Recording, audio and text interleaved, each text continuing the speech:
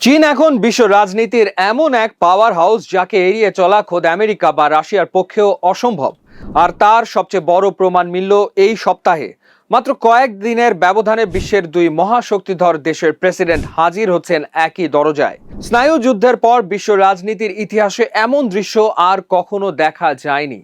মার্কিন president Donald Trump Beijing ছাড়ার পরপরই সেখানে পা রাখছেন রুশ প্রেসিডেন্ট ভ্লাদিমির পুতিন। আপাত দৃষ্টিতে এটাকে ট্রাম্পের সফরের পাল্টা জবাব মনে হলেও বিশ্ব রাজনীতি কিন্তু মোটেও এতটা সরল নয়। শি জিনপিং এর সাথে একান্ত চায়ের আড্ডায় বসবেন ভ্লাদিমির পুতিন। এই নিভৃত আড্ডাতেই কি ঠিক হবে বিশ্বের ভবিষ্যৎ? আসলে কি ঘটতে যাচ্ছে বেইজিংয়ে? বিশ্ব রাজনীতির আসল চাবিকাঠি কি সত্যিই এখন শি জিনপিং এর পকেটে? চলুন দর্শক একটু খতিয়ে দেখা যাক কেন পরপর এই দুই পরাশক্তি চীনের দরজায় কড়া নাড়ছে এবং এর ভেতরের গল্পটা আসলে কি। আন্তর্জাতিক মহলে ফিসফাস, ট্রাম্পকে কাউন্টার দিতেই কি চীন সফর করছেন পুতিন? ক্রেমলিন অবশ্য মুচকি হেসে এই দাবি উড়িয়ে দিয়েছে।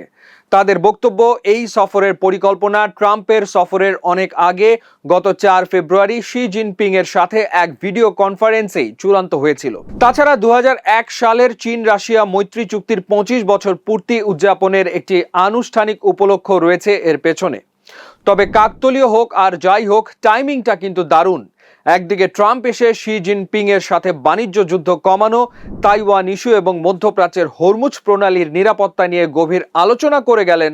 আর তার ঠিক পরপরই পুতিনের আগমন বিশ্বকে এই বার্তাই দিচ্ছে, আজকের দুনিয়ায় চীন এমন এক কেন্দ্রবিন্দু যাকে এড়িয়ে আমেরিকা বা রাশিয়া কেউই চলতে পারছে না। এখন প্রশ্ন, পুতিন ও শি জিনপিং সাক্ষাতের আসল এজেন্ডা কি? পুতিনের এই 2 দিনের সফর কেবলই আনুষ্ঠানিক কর্মোদ্যনের নয়।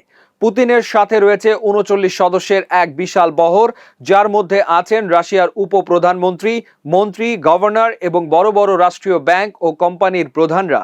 তবে সবচেয়ে আকর্ষণীয় অংশটি হলো দুই নেতার মধ্যকার একটি অনানুষ্ঠানিক চায়ের আড্ডা। এই নিভৃত আড্ডাতেই মূলত আলোচনা হবে সবচেয়ে সংবেদনশীল ও গোপন ভূ রাজনৈতিক বিষয়গুলো নিয়ে। দর্শক, পুতিনের চীন সফরের মূল এজেন্ডাগুলোকে কয়েকটি ভাগে ভাগ করা যায়। প্রথমত, নতুন এক বহুমেরু বিশ্ব গড়ার স্বপ্ন। পুতিন ও জিনপিং দীর্ঘ 47 পৃষ্ঠার একটি বিশাল যৌথ ঘোষণাপত্রে সই করতে যাচ্ছেন। এর মূল কথা হলো, পুরো পৃথিবী আর কেবল আমেরিকার একক ইশারায় চলবে না। চীন ও রাশিয়া মিলে এমন এক নতুন আন্তর্জাতিক ব্যবস্থা তৈরি করতে চায় যেখানে সবার সমান গুরুত্ব থাকবে। সহজ ভাষায়, মার্কিন আধিপত্যকে চ্যালেঞ্জ জানানোই তাদের মূল লক্ষ্য। দ্বিতীয়ত, জ্বালানি ও সাইবেরিয়া 2 পাইপলাইন। ইউক্রেন যুদ্ধের পর ইউরোপ যখন রাশিয়ার গ্যাস ও তেল নেওয়া বন্ধ করে দিল, তখন রাশিয়ার জন্য ত্রাতা হয়ে দাঁড়িয়েছিল চীন। বর্তমানে রাশিয়ার তেলের 18% ক্রেতা চীন। এই সফরে পাওয়ার অফ সাইবেরিয়া 2 পাইপলাইন প্রকল্প চূড়ান্ত হতে পারে, যা রাশিয়ার সুদূর আর্কটিক অঞ্চল থেকে বছরে 50 বিলিয়ন ঘনমিটার গ্যাস মঙ্গোলিয়ার ওপর দিয়ে সরাসরি চীনে পৌঁছে দেবে। তৃতীয়ত, বাণিজ্য ও নিষেধাজ্ঞার ঢাল। পশ্চিমা নিষেধাজ্ঞায় রাশিয়ার অর্থনীতি যখন কোণঠাসা, তখন চীন তাদের সবচেয়ে বড় বাণিজ্যিক বন্ধু। বর্তমানে দুই দেশের বাণিজ্য দাঁড়িয়েছে $228.1 বিলিয়ন। যুদ্ধ শুরুর পর থেকে চীন রাশিয়া থেকে $367 বিলিয়ন বেশি মূল্যের জীবাশ্ম জ্বালানি কিনেছে, যা রাশিয়ার অর্থনীতির চাকা সচল রেখেছে। দর্শক, মজার ব্যাপার হলো, চীন কিন্তু এক ঘাটে 2 বাঘকে পানি খাওয়াচ্ছে।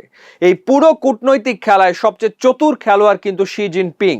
চীনা রাষ্ট্রীয় গণমাধ্যম গ্লোবাল টাইমস বেশ গর্ব করেই লিখেছে, ঠান্ডা লড়াইয়ের পর এই প্রথম কোনো দেশ এক সপ্তাহের ব্যবধানে আমেরিকা ও রাশিয়ার মতো 2 চিরপ্রতিদ্বন্দ্বী দেশের রাষ্ট্রপ্রধানকে আতিথ্য দিচ্ছে। চীন এখন বিশ্ব কূটনীতির মূল কেন্দ্র। শি জিনপিং এখানে এক দারুণ ভারসাম্য খেলছেন। ট্রাম্পের সাথে বৈঠকে জিনপিং মার্কিন চীন সম্পর্ককে বিশ্বের সবচেয়ে গুরুত্বপূর্ণ দ্বিপাক্ষিক সম্পর্ক বলে অভিহিত করেছেন।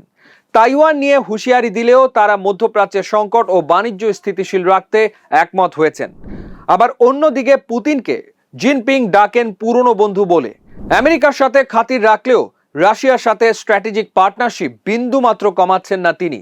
কারণ চীন খুব ভালো করেই জানে, বৈশ্বিক অর্থনীতিতে টিকে থাকতে যেমন আমেরিকার বাজার প্রয়োজন, তেমনি জ্বালানি নিরাপত্তা ও পশ্চিমাদের চাপে রাখার জন্য রাশিয়ার মতো পরমাণু শক্তিধর বন্ধুকেও পাশে রাখা জরুরি।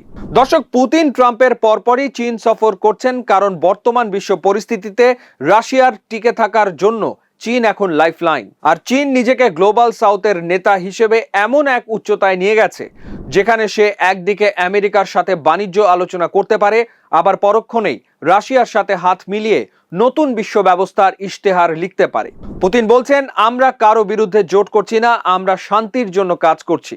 তবে পর্দার আড়ালের সত্যটা হলো, ট্রাম্প ও পুতিনের এই ব্যাক টু ব্যাক সফর প্রমাণ করে দিল বিশ্ব রাজনীতির আসল চাবিকাঠি এখন শি জিনপিং এর পকেটে।